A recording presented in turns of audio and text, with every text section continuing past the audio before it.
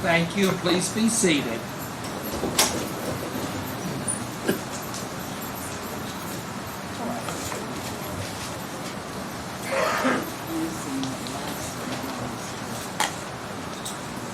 We're back on the record in Commonwealth of Kentucky versus William Brooks William Houck and Joseph L. Lawson.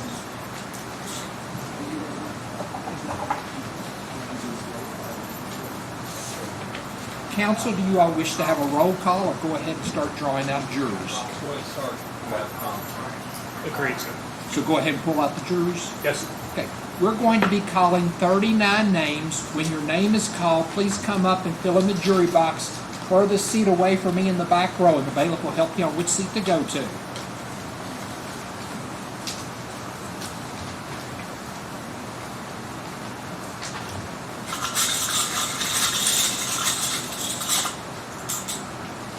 Number 13, Adam Carr.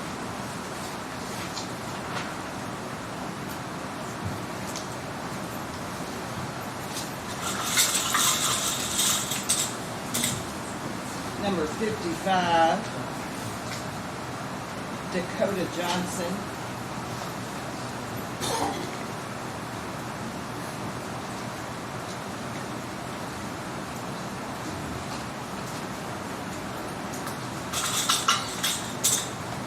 Number 49, Alkin Holcomb.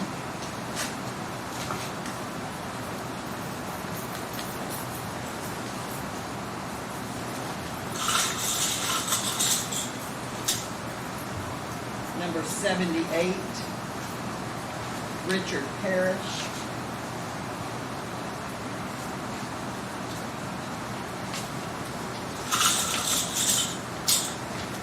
Number 88, Daryl Price.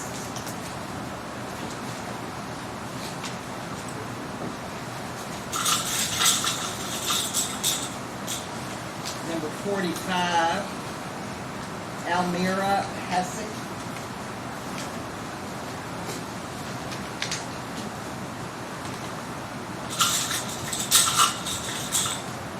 Number 67, Mary McCright.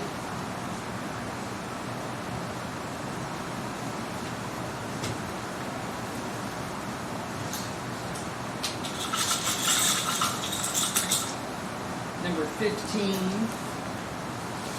Carly Clements.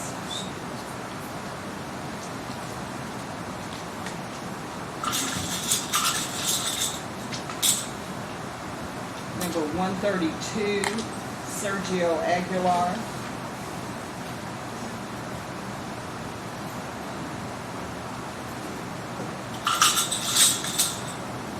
Number 4, Skylar Anderson.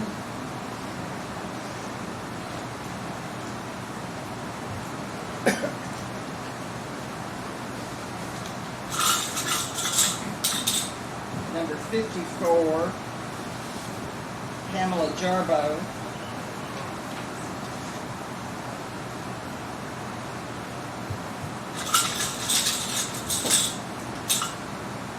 Number 94, Duncan Rauda.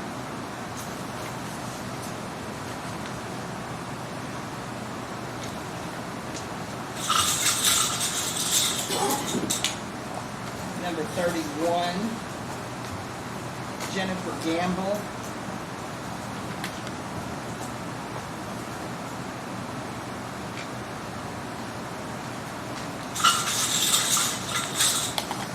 Number 105, Kayla Smith.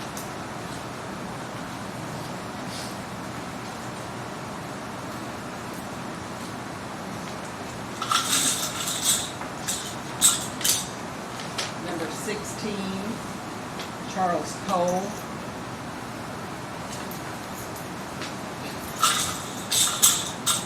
Number 1, Tatina Adams.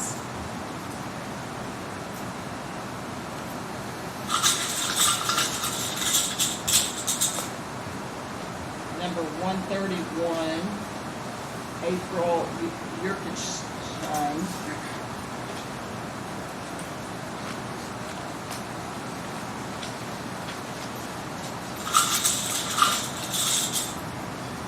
127, Derek Woods.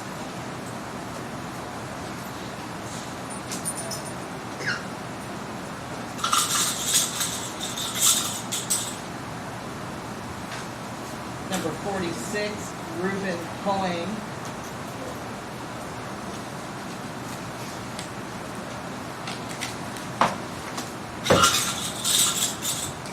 Number 50, Stephen Howell.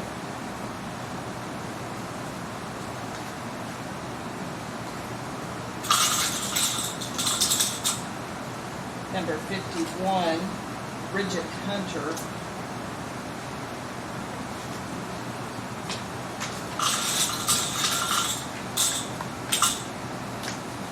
Number 77, Wintress Parker.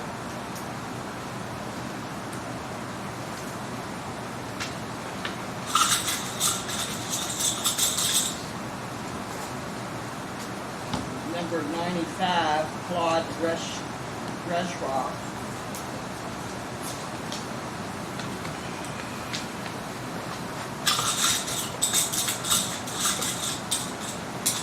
Number 37, Kimber Gravewood.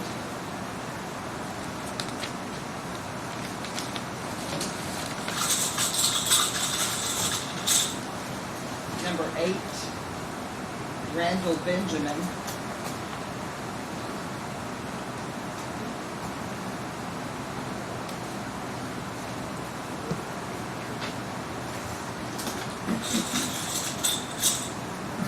Number 26, Tice Edwards.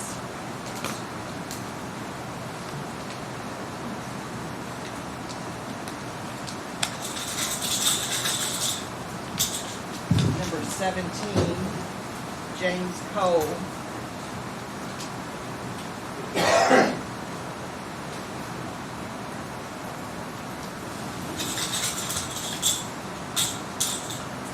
Number 120,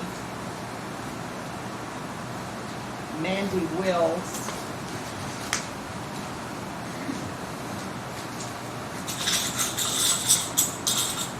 Number 25, Charles Duff.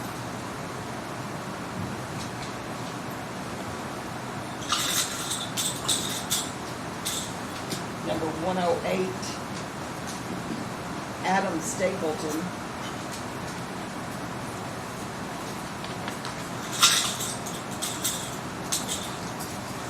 Number 90, Mia Reeves.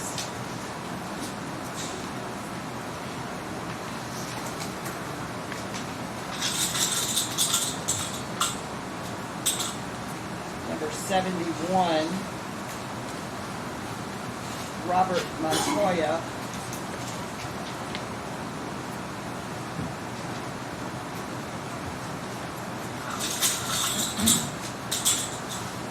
Number 7, Beyonce Bass.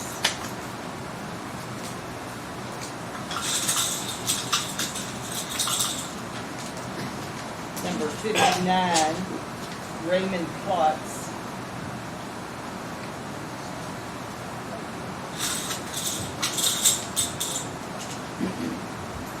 Number 40, Nicholas Gunn.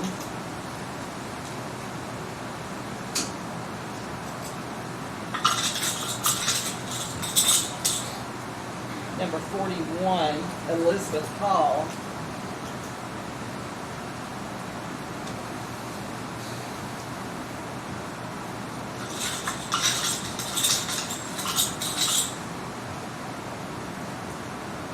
Number 61, Andrew Litton.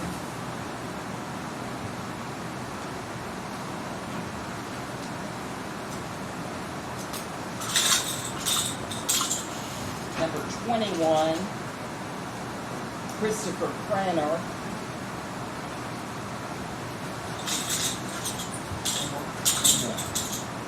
And number 83, Tyler Petrie.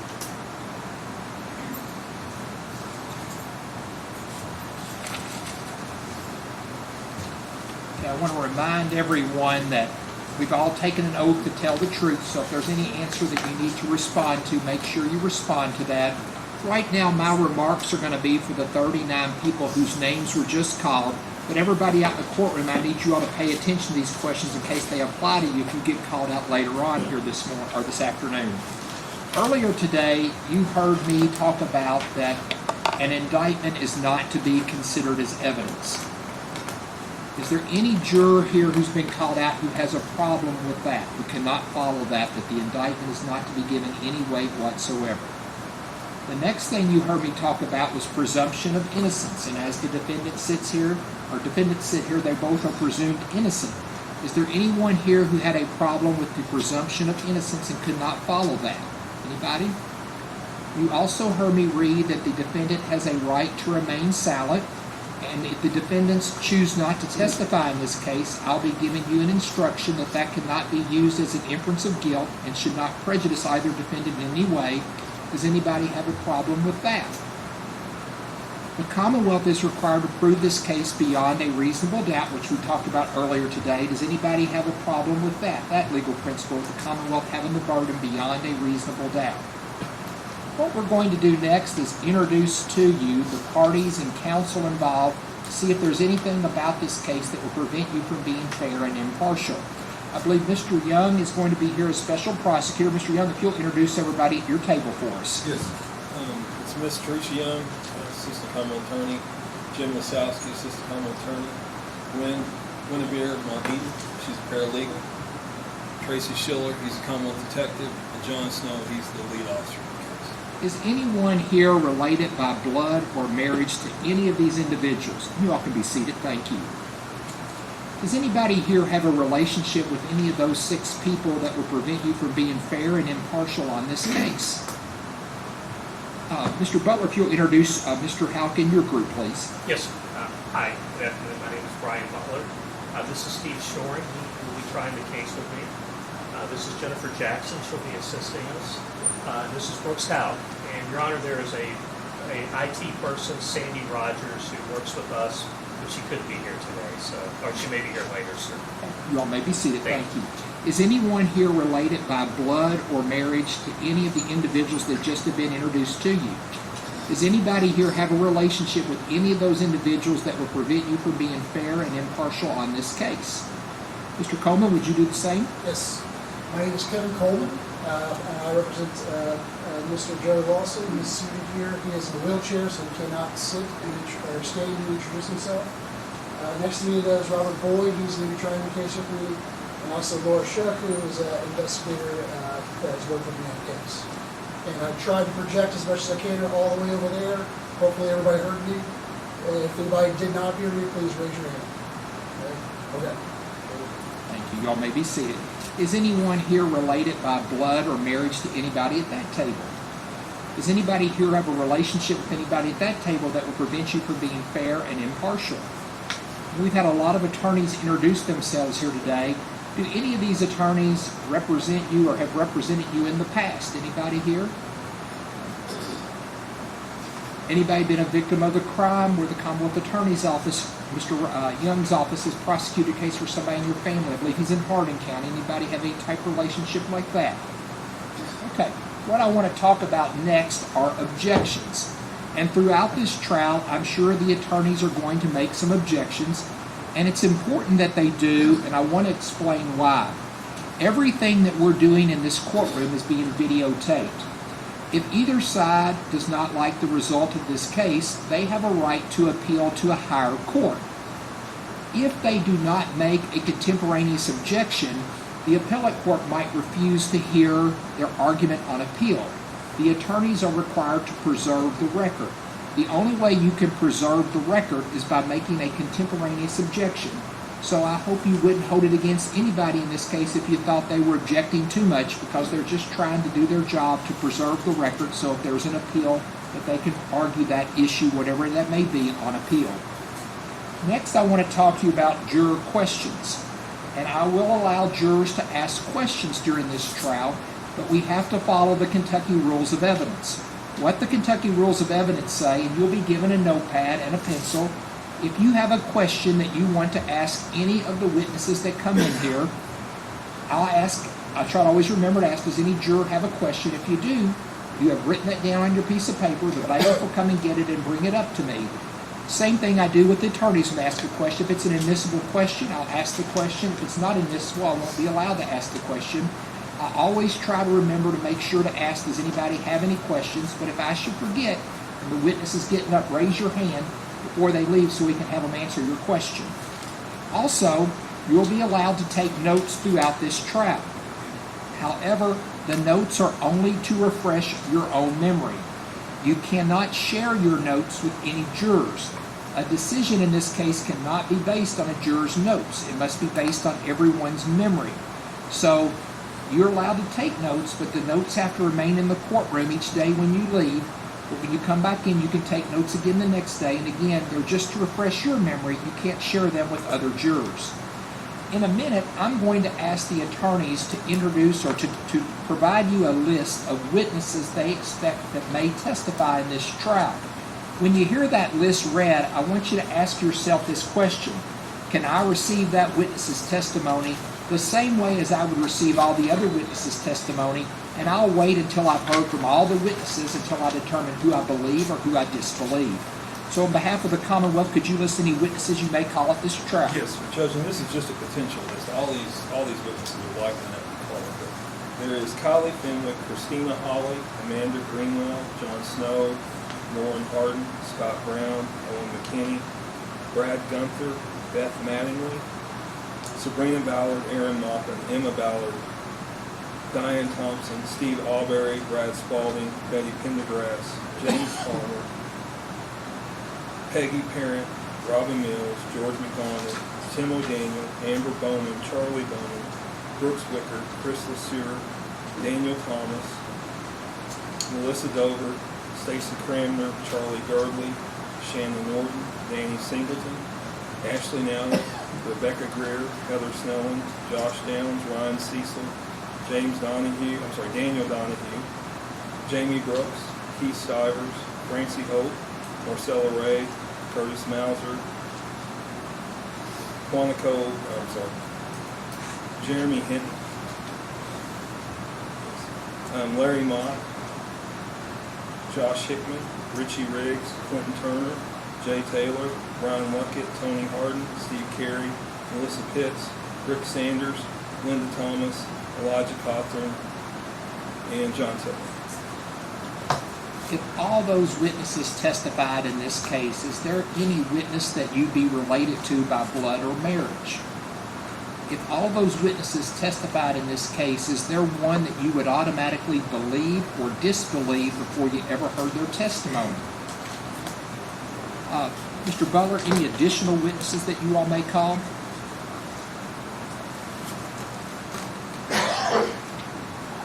We're not a technology center. Judge, we may call Denver Butler, Keith Farthing, Adrian Louth, Thomas Gent, Justin Houck, Ed Mattingly, retired sheriff, Rhonda McElvoy, Jeffrey Neuschatz, Heather Snellen, Porter Hendricks, Aaron Maupin, Detective Brian Luckett, Detective Tony Harden, and Detective Charlie Millers. Out of the list that he just read to you, is there any witness that you're related to by blood or marriage? If all those witnesses testified at this trial, is there one you would automatically believe or disbelieve before you ever heard their testimony? Okay. Any additional witnesses that you may call, Mr. Coleman? Pass the number.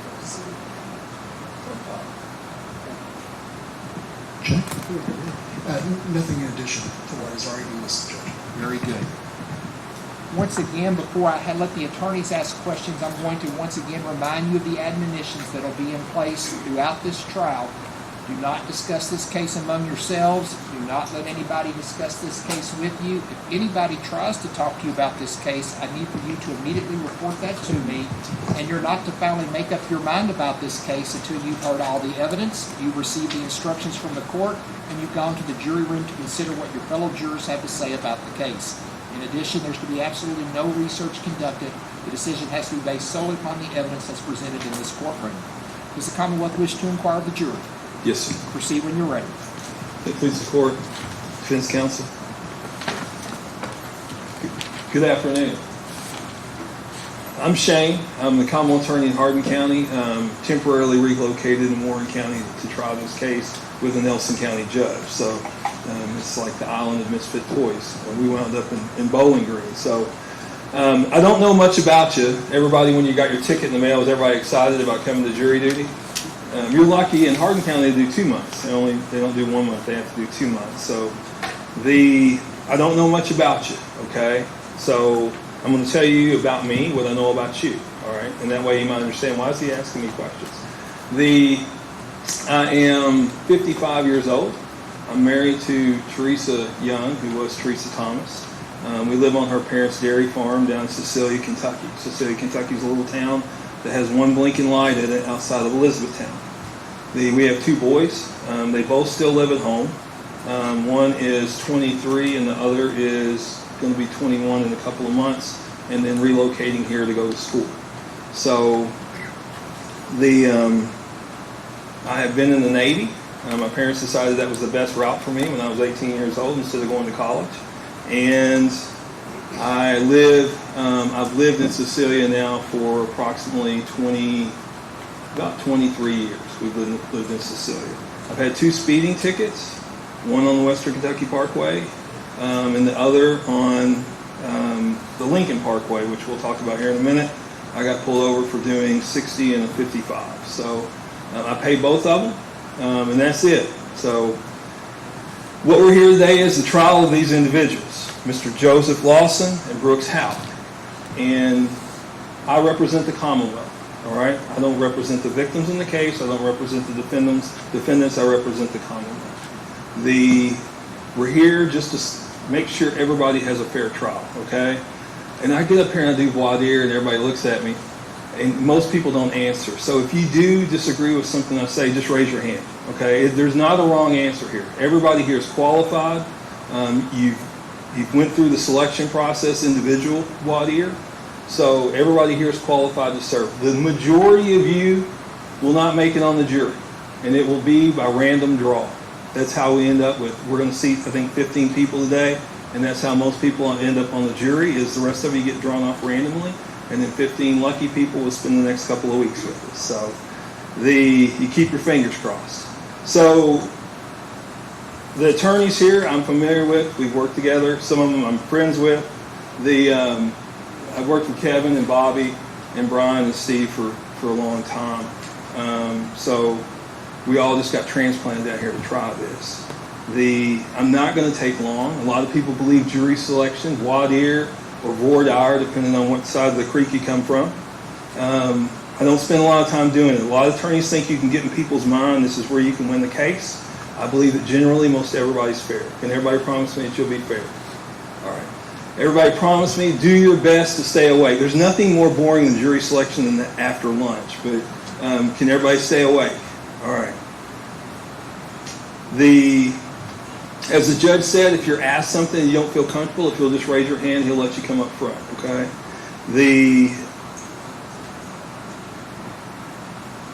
Has anybody here ever hired anybody or in a position to hire somebody? Okay, you too. All right.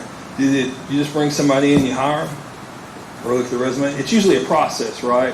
Where you bring them in, maybe bring them in for an interview, maybe bring them back if there's more than one applicant and do a second interview, right? It's kind of what we're doing here. We're not hiring you for a job. We're just making sure that everybody here is qualified as it relates to being fair, okay?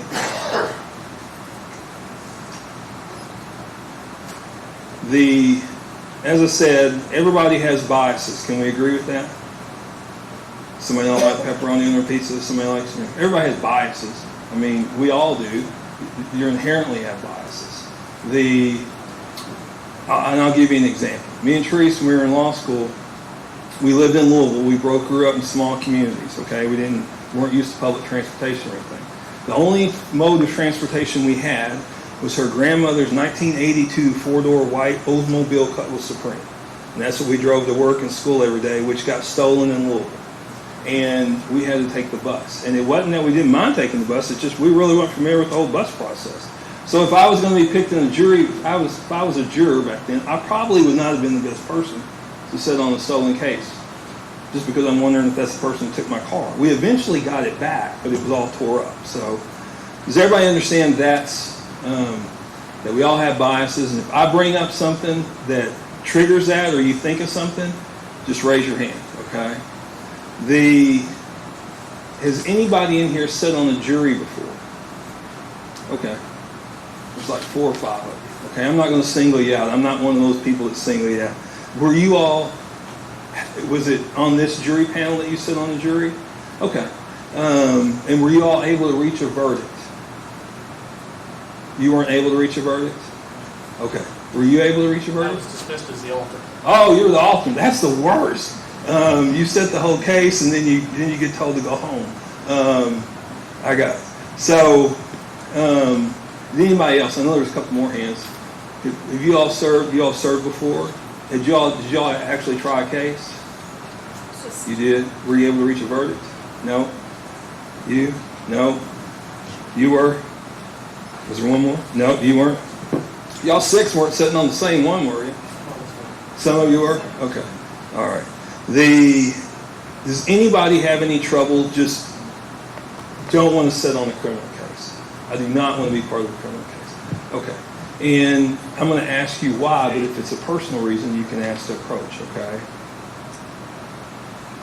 I have a friend that worked with science mother, Yes, ma'am. and I am very sympathetic for that. Yes, ma'am. And situations may be different. Yes, ma'am. Do you care if I repeat what you said just to make sure I understand it? Okay. You had a friend who was murdered. Is that right? A friend's son. A friend's son, and it's very close to you and very upsetting. Is that true? Do you think, sitting on this case, do you think you'll be able to listen to the evidence? I honestly cannot give you an answer. I got you. And usually that's an indication of somebody that probably isn't best suited to sit on this case. And it's just because it's nothing you've done. It's just you're bringing in experience that may not make you best to be seated on this jury. Okay? Just can we approach? You may. Brandon, if you'll hit the button. I don't know the best way to do that.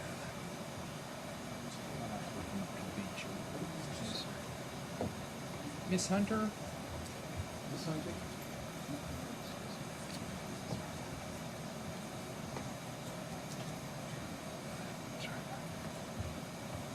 Good afternoon, ma'am. First of all, I'm sorry to hear about your grandson. Do you believe that will prevent you from being fair and impartial on this case? Just that I'm talking about it, I'm getting emotional. So, If it would be too difficult for you, I totally understand. I will have you have a seat in the courtroom. We'll draw somebody else for your seat, okay? No objection. There's no objection. Just have a seat in the courtroom. Thank you for letting us know, ma'am. Your Honor, Yes, go ahead. we can't, I mean, I couldn't identify her from where I was sitting. 61. 52, Bridget Hunter. 52? Okay, so with that said, we can't hear their responses at all, nor can I even identify. Just in case I stand up, I don't want to be distracting to the court in any way. But from our vantage point, I literally had no idea. I could tell there was an issue, but and if you didn't repeat it back, which I appreciate, I wouldn't have been able, I could not identify who she was. You sit wherever you feel comfortable hearing things. I will not stand on the table. Just don't dance. Hey, Just you should have said that. I'd be up there by you. real quick, Brian, real quick, suggestion, we would do this all the time. If somebody could occasionally just say, can you identify your badge number or something? Or, I know it's not badge number, but juror number. Yeah, that would be great, because that would have eliminated a lot of that situation. Does that make sense? That was 52. Well, I'm saying if the, I'll try to remember. does that make sense? Like the juror can say their number, because that's, it's part of building the record. Thank you. All right, Brandon. We'll be drawing out another juror at this time. Number 99, Whitney Schuler.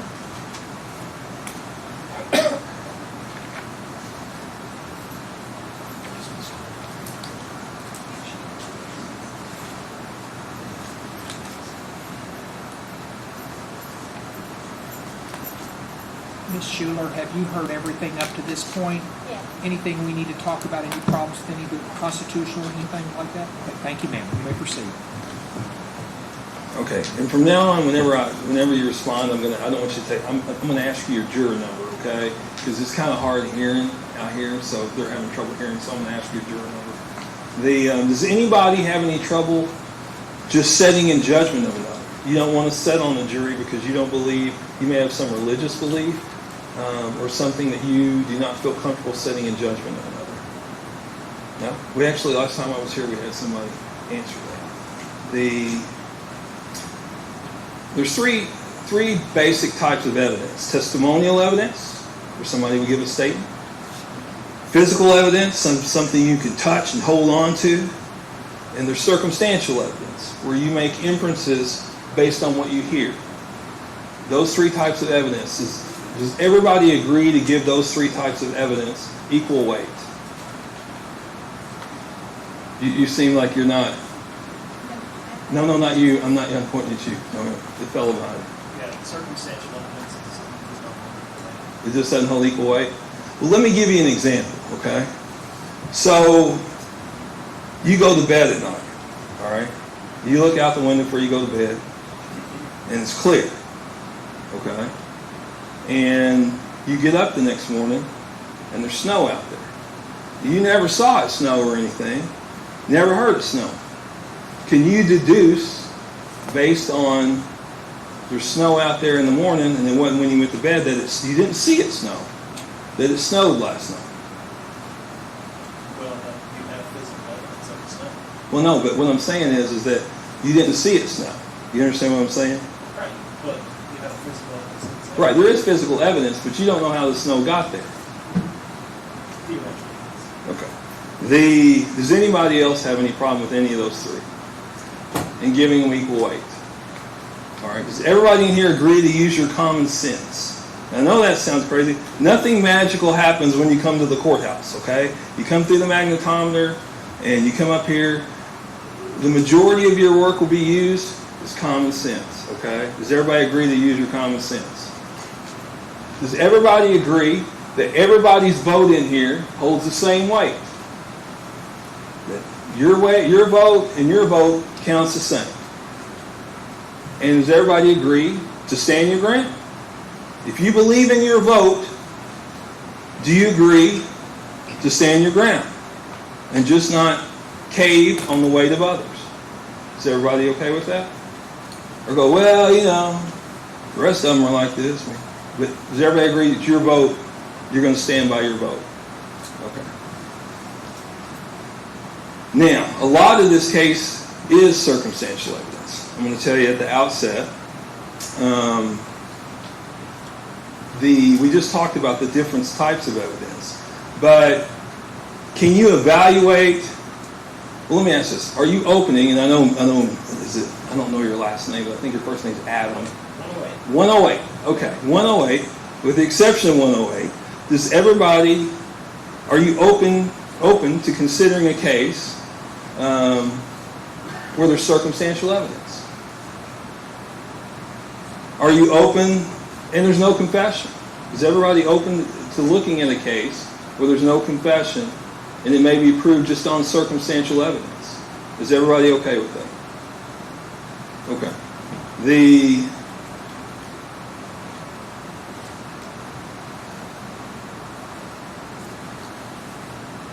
Now, I will tell you, my burden, it's the highest burden in the legal system, okay? There's civil cases. The judge told you about the grand jury considers probable cause. Beyond a reasonable doubt is the highest standard, okay? And that's for you to determine. It's not beyond any doubt. It's beyond a reasonable doubt, okay? Is everybody okay to hold me to that standard? The presumption of innocence, the judges went over. These gentlemen over here, they have the presumption of innocence. It's like a rock sitting on their table. And then my job is to remove it. To remove that rock. I carry the burden. They have no burden at all. They don't put on any proof. They don't have to. They don't have to testify. They don't have to do anything. And if you're voting right now, what would your vote have to be? Not guilty. Because you've heard nothing, correct? And at the end of the case, the judge will give you the instructions. All right, and the instructions are pretty much your roadmap to apply the facts. You all are the stars of the show, okay? You will apply what facts you hear from that witness stand. Not what I say, not what the defense says. It's only what comes from this witness stand. Is everybody okay with that? This is what we call a no-body homicide, all right? Has anybody ever heard of a murder case being charged and tried as a no-body homicide? It's pretty self-explanatory. We haven't located the victim, okay? Do you believe it is possible to convict somebody of murder without finding the body?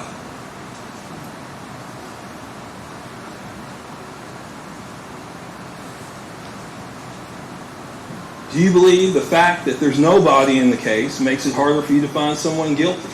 Does anybody believe that? You do? What's your jury? I'm sorry. 94. 94? Okay, so you believe if there's no body, it would be more difficult. Francis, you could do the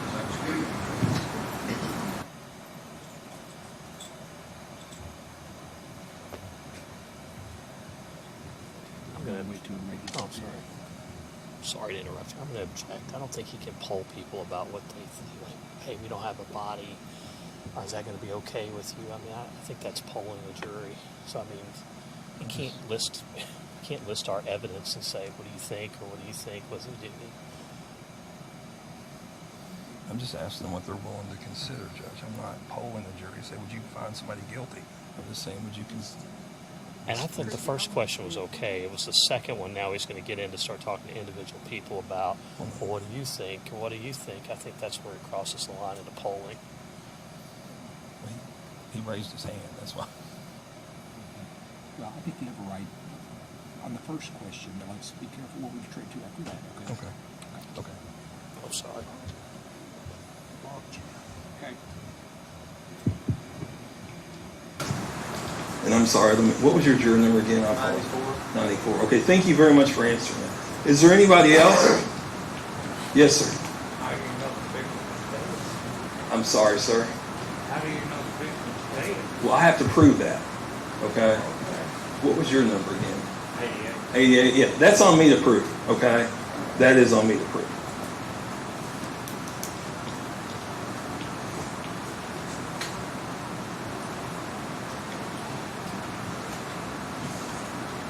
Can everybody keep an open mind that someone who's not been located may be deceased?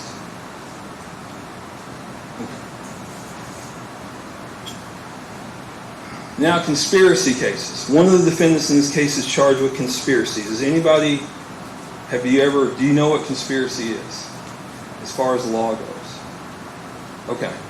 And it's where an individual, the judge is going to instruct you on that, okay? But one of the concepts is that, are you okay with one person being held responsible for the actions of another if they're part of the conspiracy? Does that make sense? If they're part of the agreement. They might not be the person who killed them, but they're part of the agreement. And they could be held just as responsible as the person who does the act. Okay? Now, credibility of witnesses. People judge people's credibility every day.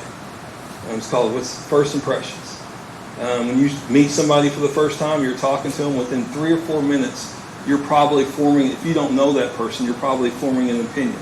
Now, a lot of times that's proved wrong later on, but you judge people's credibility, correct? And like I said, nothing magical happens. There's going to be people get up here on this witness stand and testify, and you're going to be sitting out there judging their credibility. Is everybody okay with that?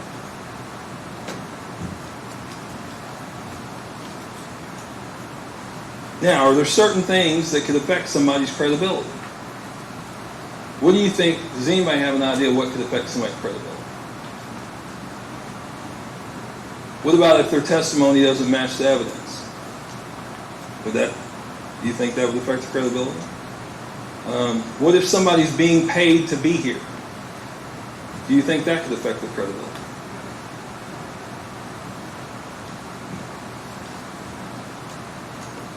If someone had been given a deal, like a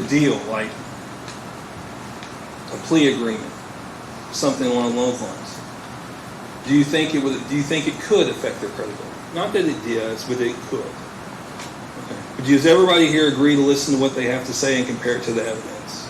Okay. Now, everybody has a right to a fair trial. The defense has a right to a fair trial. So does the Commonwealth, and so does the victims. Okay, and does everybody agree with me that it would be unfair to convict the defendants just because you felt sympathy for the victims?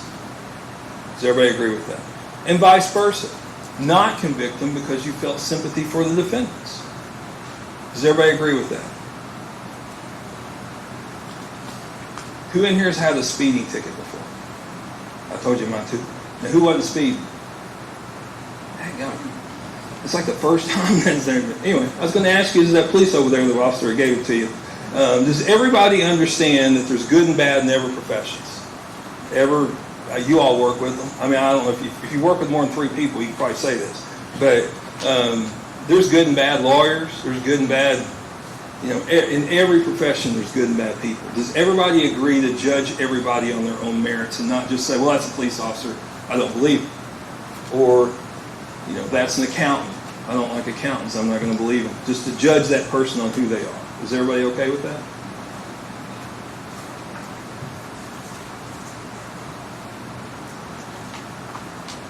Now, this case is 10 years old, okay? 2015, July 3rd of 2015. Does everybody understand how people may not remember everything, every detail on the 10-year-old case?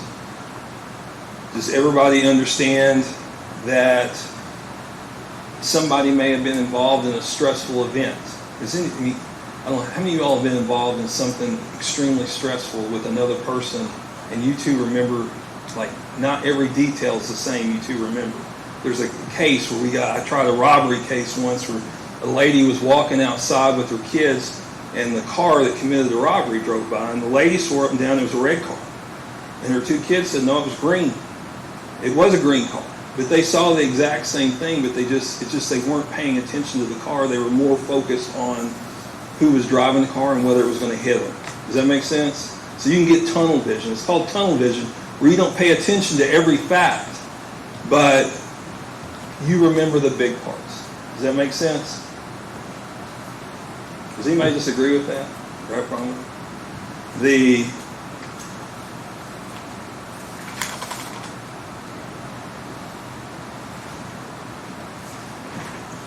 My last question is, everybody's agreed to be fair, right?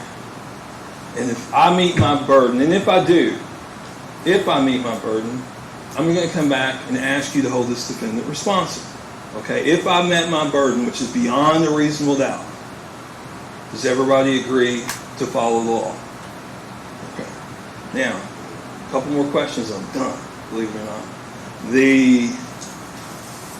Is there anything you can think of going, hey, that guy sitting up there with the glasses on his head hadn't asked this question. If I was him, I would want to know this about me. Okay? Is there something I've not asked? Can you all think of anything? Okay. Who in here works 3rd shift? Okay. And I'm not singling you out, but did you work last night? Okay. So what time did you get off? 7 o'clock this morning? So you've been up now for a long time. All right.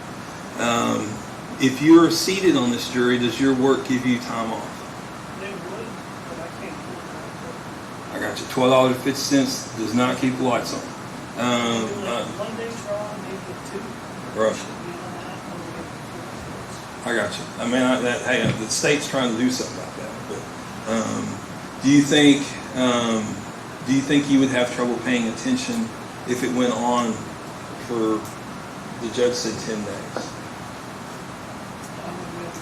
Definitely not 10 days, but beyond that. You couldn't? Okay. Judge, can we approach?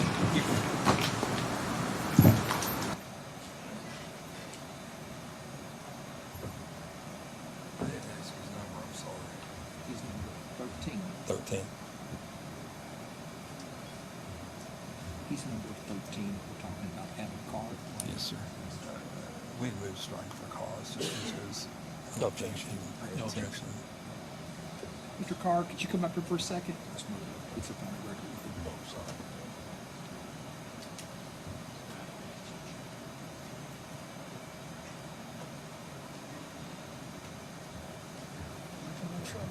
Mr. Carr, where do you work at? Work at hotel. Hotel. And you're scheduled to work the third shift throughout this trial? Yeah, Candlewood. We're going to go ahead and excuse you so you can have a seat in the courtroom, okay? Okay. Good luck with your work. Thank you. Fran. Turn off the thing. All right, we're going to call another juror's name at this time. Number 14, Madeline Clark.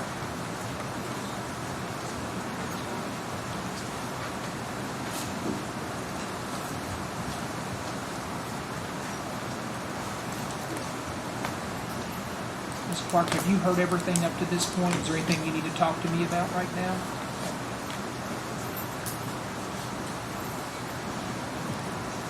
My last question is, has anybody got little ones at home or anybody that's sick or anything that is going to keep you up, or anybody? You shouldn't have to be getting kids off school bus this year. That's usually one of the questions, but we're during the summertime, so you shouldn't have to be doing that. But is there any other reason that time would be an issue with you if we stayed till 4:30 every day? All right. Hey, thank you all very much for listening. I really do appreciate it. Butler, whenever you're ready.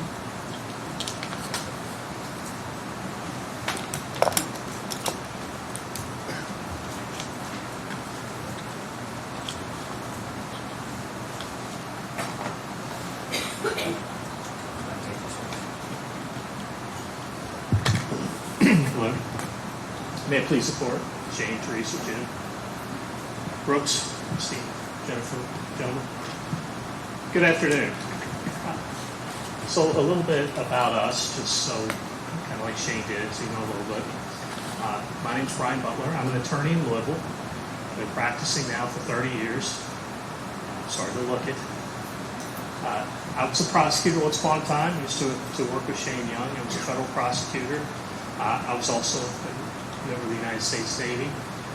Steve has been practicing for 37 years. He's also a lawyer in Louisville. Like me, he was a state prosecutor for years and now does private practice work.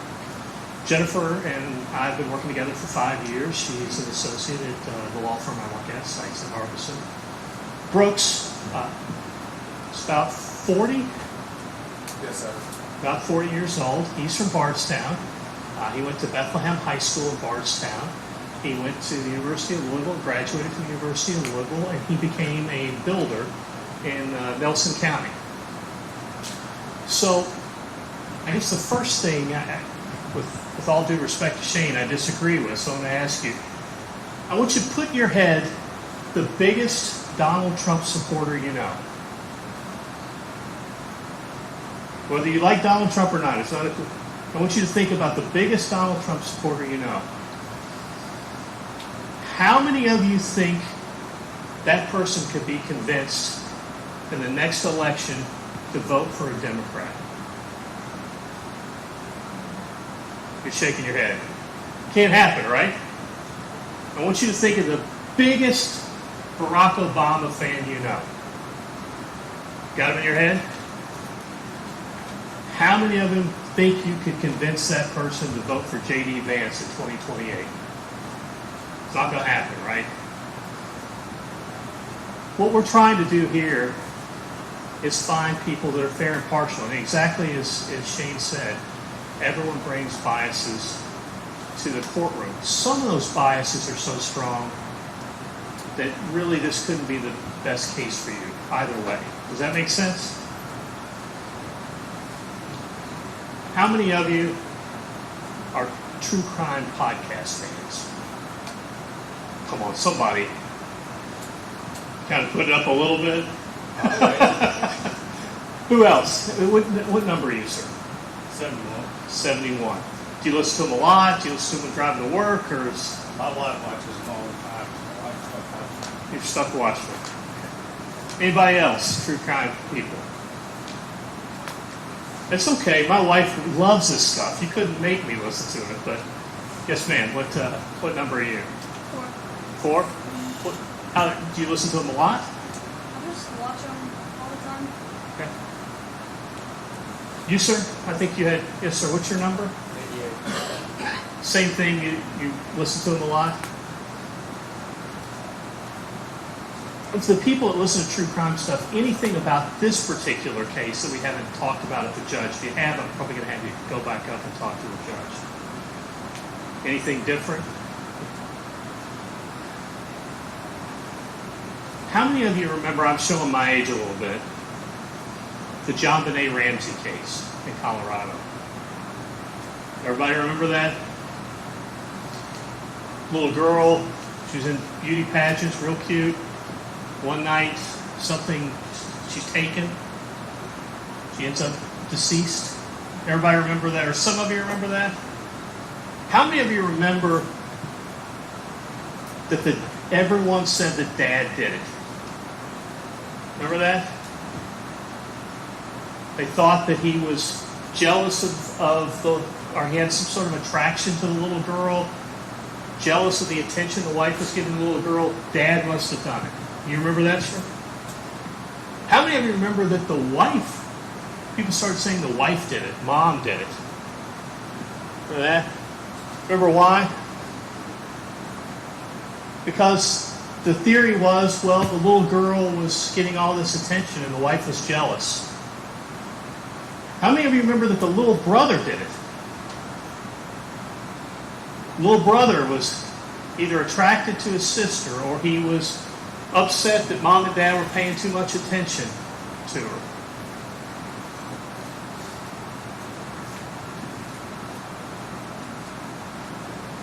Did you know this Dad lost his business?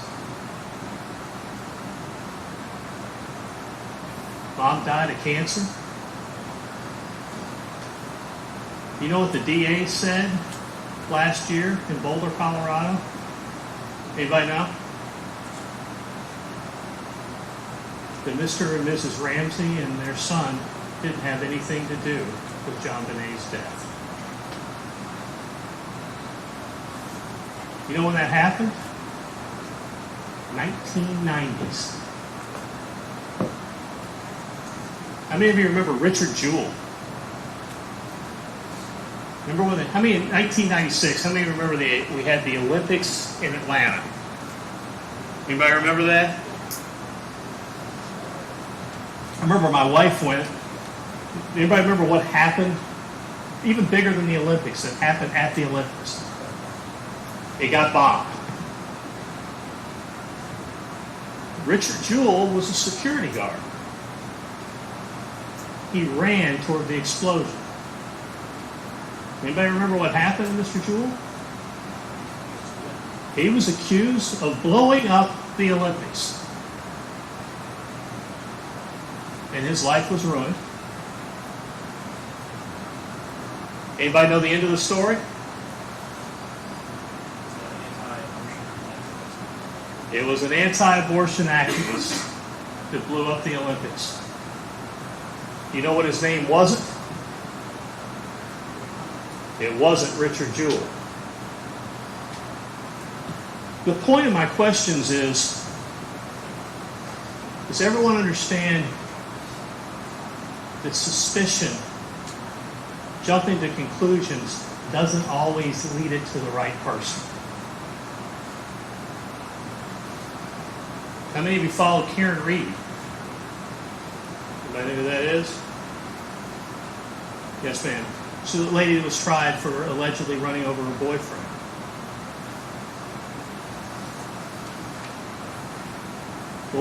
What happened with her? After years of being in the media and accused of running over her boyfriend, right?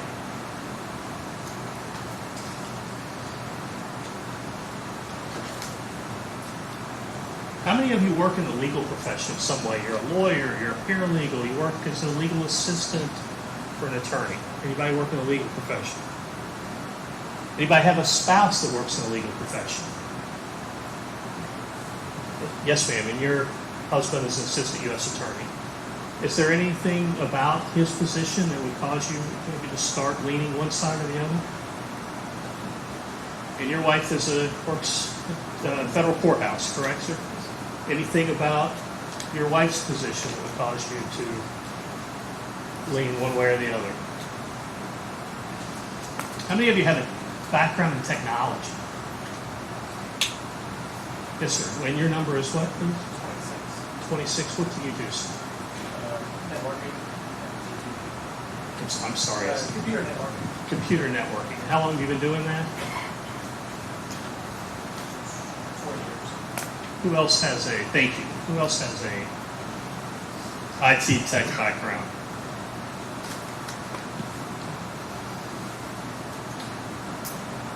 How many of you work or have a spouse who works in law enforcement? Yes, sir. And your number is, please, sir? 59. And who works in law enforcement, sir? Retired. You're retired. And where did you work in law enforcement? Beautiful. How long did you do that? Too long. So how long have you been at Bowling Green? Must be you. I'm here a year, but As hot as it is here, it's not much snow in here, that's for sure. Where, what kind of work did you do with NYPD? But were you a detective? Did you patrol? Did you do intelligence with patrol? And you did that for how many years? That's all. So, there's several police officers that may testify here. Obviously, it's being prosecuted by, we call the Commonwealth attorney, I guess the district attorney there. Do you think that would cause you to lean one way or the other in the case? Now, police have a difficult job. You know that better than I do. And some of the hard thing, I represent police officers when they get in trouble. I've worked with police officers. I respect police officers. But in this job, I have to ask sometimes hard questions about things that they did or didn't do, or the way that people were questioned, or who was questioned, who wasn't questioned. Is there anything about that? Anybody's like, golly, I don't like that. The police have taken so many hits over the last 5 years. That's going to make me mad. If it is, that's okay. But I guess I'm directing a little bit at you, but really just as a whole group. Shane asked something, that was a good point. I'm going to bring it back up. He was talking about you have to judge credibility of people. How do you do that? I mean, there's not going to be a little billboard behind them that flashes red from their line and green when they're telling the truth. Trust. What's that? Trust. Trust. So what do you mean by that, if you don't mind me asking? Or you gotta trust what they say. But how do you know whether to trust what they say or whether what they say is not worth much? You have to get your gut. Okay? So that's a fair and honest answer. I don't know if everyone heard what he said. He said you have to kind of go with your gut. How do you do that? Like what tells you, hey, I feel like that person's being straight with me, they're telling the truth, and that person's full of BS. How do you do that? How do I do that? Yes, sir. I put them to a test. Because I have to train people and I have to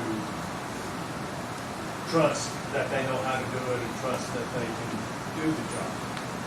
So I don't want to put words in your mouth. You tell me, you're kind of looking for some sort of corroboration, like, hey, they said this, I'm going to make sure they followed up and they Right. did what I told them to do, and they did it right. That's where the trust comes in. What if someone's given multiple statements and they're different? How does that impact or may impact credibility? It'll hurt.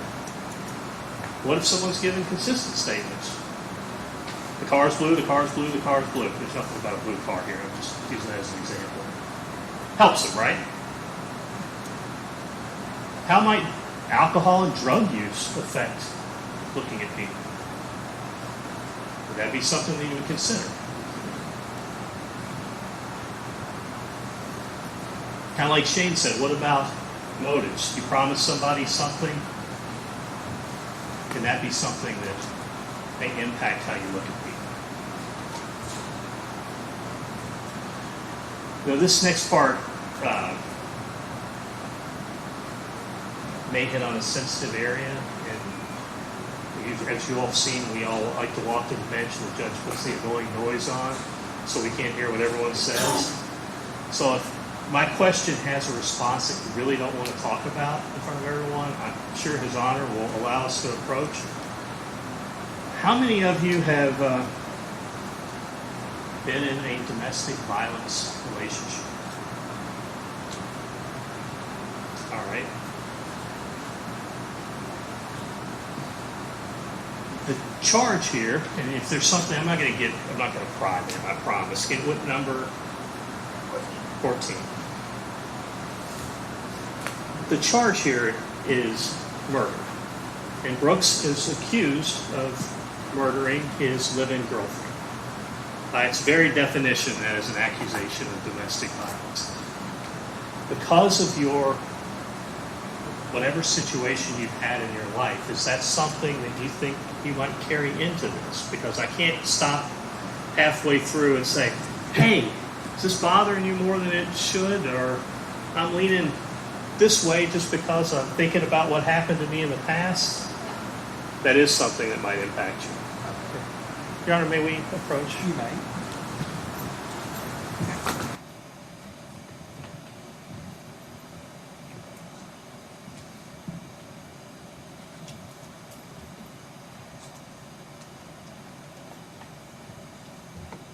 You're Miss Clark, is that Yeah. correct? Okay. Your Honor, based on that, I didn't want to go any further. It would be our motion. Any objection to being excused? You're excused. You may leave at this time, okay? Okay, Your thank you. service. Hold on one second, counsel. How long do you think you're going to go on? Because I was thinking I've got about 11 minutes, about 2:45. Would be okay? Probably just take a break. I don't think you said two. You want to finish up with, I got to turn this damn thing off. why don't you finish up with your line of questioning? Because I think you With this line of questioning? and then we'll It take a is break. stop. Okay. We'll be drawing out another juror at this time. Number 48, James Houck.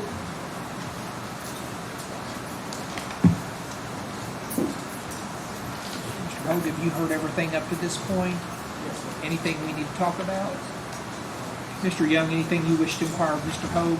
No, sir. Okay. Mr. Hogue, if you'll just have a seat on the back row there. There was a couple more, a couple more hands up for that question. Yes, ma'am. Yes, sir. And I think there was one more. Did you? If you don't mind, I'm going to start over here just so I don't lose track. Kind of the same questions. Is there anything about the situation that you were unfortunately in that may bleed into this trial and impact how you look at this case? Yes, ma'am. Kind of the same question. Is there anything about the situation that you were in, and I'm not going to ask you about that, that might impact how you look at this case? Because, like I asked the young lady over here, I can't stop in the middle and say, Ms. McCright, is this bothering you more than because of your personal experience? Very well. Sir, same question for you. No. Thank you. Just you want me to keep going or just stop? Yes, sir. I know we've all had lunch and we probably have drank too much during our lunch and probably need a restroom break. So we're going to take a short break here, but I want you to remember the same admonitions are in place. Do not discuss this case among yourselves. Do not let anybody discuss this case with you. If anybody attempts to discuss this case with you, I need for you to immediately report that to me. And you're not to finally make up your mind about the case until all the evidence has been presented, the instructions have been provided to you, and you've gone to the jury room to deliberate. We're going to start back at 2:50, so we'll give everybody a 14-minute break from 2:50. Please come back to the same seat you're in when you come back.